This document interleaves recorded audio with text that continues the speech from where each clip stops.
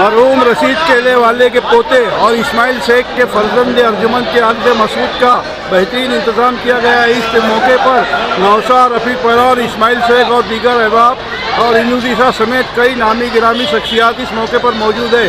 आप देख सकते हैं सादगी के साथ शादी खाना आबादी धूमधाम से जारी है।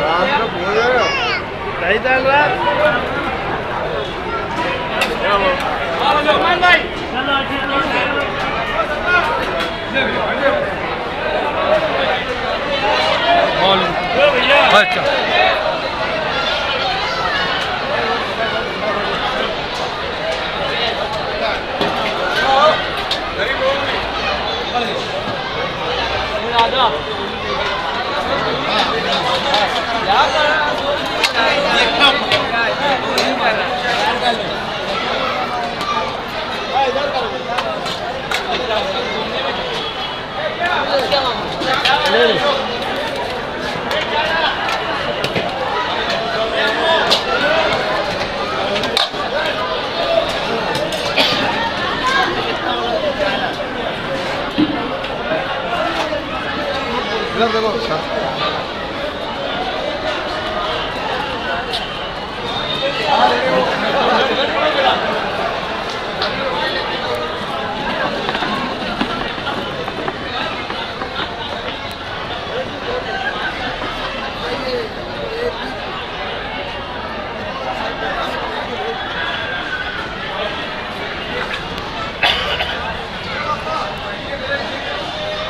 मोहतरम अलहाज मोहम्मद यूनुस ईसा साहब और इलियास मास्टर भी मौजूद है।